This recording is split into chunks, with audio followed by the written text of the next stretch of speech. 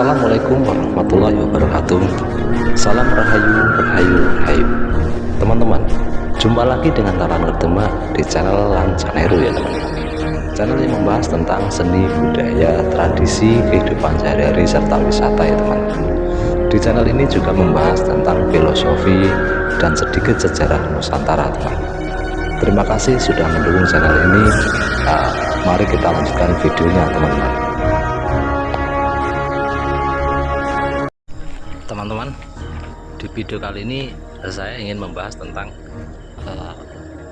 raja-raja zaman dulu dan kesaktiannya teman-teman. Teman-teman, ada 4 jenis kesaktian yang pada umumnya dimiliki oleh raja-raja di Pulau Jawa ya teman-teman. Yaitu diantaranya adalah yang pertama adalah ini teman-teman, seorang raja itu pasti memiliki sebuah pusaka yang sangat sakti teman-teman. Terus yang kedua itu seorang raja mampu berpindah dengan cepat. Terus yang ketiga itu seorang raja itu identik dengan keturunan para dewa atau kekasih para dewata teman-teman. Dan yang keempat itu seorang raja itu memiliki tunggangan atau memiliki turangga atau memiliki kendaraan yang berupa makhluk-makhluk pilihan ya teman-teman. Teman-teman, mengenai kesaktian para raja di tanah Jawa ini teman-teman, itu semua tertulis di dalam lontar-lontar ya teman-teman, yang ditulis dalam bentuk kakawin ya teman-teman. Kakawin itu semacam kayak kalau bahasa sekarang mungkin seperti pantun atau syair ya teman-teman. Agar lebih ringkas, lebih padat, jadi beberapa lembar lontar itu bisa menulis cerita yang lumayan panjang teman-teman. Tidak seperti sekarang. Kalau sekarang buku sudah banyak, kertas sudah banyak, dan bahkan bisa membuat dokumentasi dalam bentuk audio maupun video teman-teman, karena memasuki zaman digital teman-teman. Lontar-lontar itu yang dokumentasi waktu zaman raja-raja di tanah Jawa teman-teman, itu masih sampai sekarang masih banyak sekali disimpan di luar negeri teman-teman. Itu karena waktu zaman penjajahan dulu itu lontar-lontar itu diboyong oleh para penjajah ke negaranya ya teman-teman, terutama di Belanda, dan sampai sekarang masih tersimpan di museum di daerah London ya teman-teman. Meski begitu, itu salinan-salinannya yang sudah diterjemahkan ke dalam bahasa sekarang itu banyak sekali ditulis dalam buku-buku, terutama babat tanah Jawa dan dan yang lainnya teman-teman, yang menjadi sumber rujukan sejarah di Nusantara teman-teman. Di dalam sejarah yang tertulis di lontar-lontar itu teman-teman, itu banyak dikisahkan bahwa raja-raja tanah Jawa itu mempunyai 4 jenis kesaktian. Yang pertama adalah mempunyai pusaka yang sangat sakti teman-teman. Di antaranya adalah keris, tombak, panah, dan lain-lain. Meskipun secara ilmiah belum pernah teruji kebenaran tentang kesaktian itu teman-teman, tetapi di dalam lontar-lontar kuno itu telah dituliskan demikian teman-teman. Contohnya adalah Ken Arok ya teman-teman. Ken Arok dengan keris Empu Gandringnya, dan Sultan Mataram dengan tombak Kiai Pleretnya teman-teman. Dan masih banyak lagi kisah tentang kesaktian pusaka dari raja-raja tanah Jawa teman-teman. Dikisahkan bahwa Ken Arok itu memesan keris kepada Empu Gandring teman-teman, tetapi karena dianggap terlalu lama pembuatan pusaka itu, pada akhirnya Ken Arok mengambil paksa keris pusaka yang dibuat Empu Gandring teman-teman. Dan kemudian karena ada rasa kecewa, maka Empu Gandring dibunuh dengan keris itu. Dengan kemarahan yang di ujung kematiannya, Empu Gandring sempat mengutuk bahwa Ken Arok dan keturunannya akan terbunuh di puncak kekuasaannya oleh Kresna Gandring itu teman-teman. Sedangkan untuk kisah Raja Mataram yaitu Panembahan Senopati dengan tombak Kiai Pleretnya, itu dikisahkan bahwa Panembahan Senopati itu berhadapan dengan Arya Penangsang yang sangat sakti sekali teman-teman. Hanya dengan pusaka Kiai Pleretlah Arya Penangsang bisa dikalahkan teman-teman, dan akhirnya memang Panembahan Senopati berhasil untuk membunuh Arya Penangsang teman-teman. Di dalam kitab-kitab lontar yang tertulis ya teman-teman, itu kesaktian kedua yang dimiliki oleh seorang raja itu adalah mampu berpindah dengan cepat ya teman-teman, atau bahkan saking cepatnya itu seolah-olah sang raja itu bisa menjadi dua ya teman-teman. Dan kisah-kisah seperti ini seringkali kita dengar, seperti Prabu Siliwangi yang konon katanya bisa membelah tubuhnya menjadi 7 bagian ya teman-teman. Dan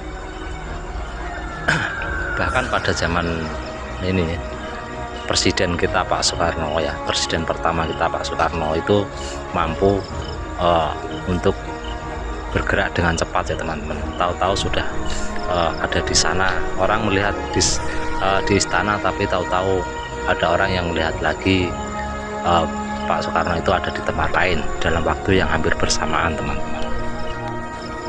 teman-teman.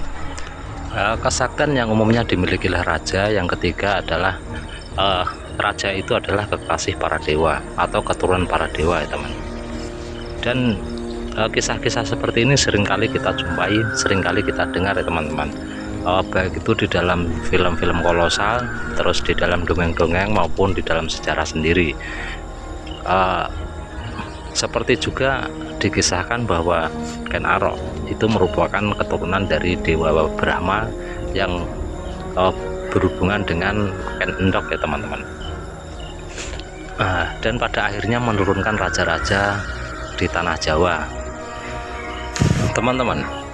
Untuk menjadi raja di tanah Jawa itu haruslah keturunan-keturunan pilihan ya teman-teman. Meskipun sama-sama keturunan dewa, tapi harus keturunan pilihan ya teman-teman. Itu dengan ditandai seorang yang akan menaiki tahta menjadi raja di tanah Jawa itu pasti mendapatkan wahyu keprabon ya teman-teman. Siapapun yang mendapatkan wahyu keprabon itu adalah bukti bahwa seseorang itu menjadi orang yang terpilih atau orang yang jadi kekasih para dewa teman-teman. Konon di akhir kerajaan Majapahit ya, sebelum Majapahit runtuh itu ada Daru keluar meninggalkan keraton Majapahit ya teman-teman, meninggalkan keraton menuju ke arah Kadipaten Demak ya teman-teman, Demak Bintoro. Dan benar saja setelah Majapahit runtuh itu keraton atau pusat kekuasaan kerajaan itu berpindah ke Demak teman-teman. Tapi karena Demak itu kerajaan Islam, maka di Demak Bintoro itu tidak ada istilah dewa-dewi teman-teman. Oleh karena itu di kerajaan Islam yaitu Demak, Pajang dan Mataram ya teman-teman, itu seorang raja itu sangat dipercaya sebagai khalifah atau sebagai manusia utusan Tuhan untuk memimpin umat manusia lain ya teman-teman. Bahkan sabda Nabi Muhammad dalam hadis itu menyebutkan bahwa seorang muslim itu harus taat kepada aturan-aturan yang ditetapkan oleh pemimpin negara atau pemimpin kerajaan ya teman-teman, selagi aturan-aturan atau hukum itu tidak melanggar kepada aturan-aturan ketetapan Tuhan atau ketetapan Allah ya teman-teman, yang terangkum dalam Al-Quran dan hadis. Teman-teman, di dalam lontar-lontar yang tertulis itu bisa disimpulkan bahwa di kerajaan Hindu itu seorang raja itu adalah kekasih para dewata ya teman-teman. Sedangkan di Islam itu seorang raja itu khalifah, utusan dari Tuhan, dari Allah ya teman-teman. Itu hampir, kalau ini dipahamin, hampir-hampir ada kemiripan, tetapi di beda versi ya teman-teman, yaitu versi Islam dan versi Hindu ya teman-teman. Bagaimana menurut pendapat teman-teman mengenai hal ini?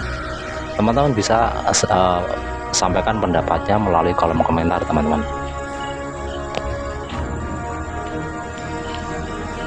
Teman-teman, kesaktian yang keempat yang dimiliki oleh raja-raja di tanah Jawa itu adalah seorang raja di tanah Jawa itu memiliki tunggangan atau memiliki kendaraan yang sangat spesial ya teman-teman. Makhluk dari pilihan teman-teman, yaitu dipercaya sebagai makhluk jelmaan dewa atau tunggangan para dewa yang diwariskan kepada keturunannya untuk menjadi tunggangan para raja teman-teman. Seperti kuda juga, kuda itu kuda sangat luar biasa, ada juga gajah dan lain-lain teman-teman. Bahkan ada kisah yang kisah yang menjadi legenda atau dongeng bahwa seorang raja itu memiliki tunggangan dari kayangan, yaitu kuda sembrani ya teman-teman. Teman-teman, sumber dari video kali ini saya ambil dari beberapa buah buku, diantaranya adalah buku Pararaton, terus buku Babat Tanah Jawi, dan buku Babat Diponegoro ya teman-teman. Sampai di sini dulu apa yang bisa saya sampaikan di video kali ini, mudah-mudahan bermanfaat. Dan kalau ada kesalahan dalam saya mengisahkan sejarah Nusantara ini, teman-teman bisa menuliskan di dalam komentar. Taran Kerdemak dalam Lancaneru siap berdiskusi untuk kemajuan dan penambahan wawasan edukasi kita bersama ya teman-teman. Wassalamualaikum warahmatullahi wabarakatuh. Salam rahayu, rahayu, rahayu.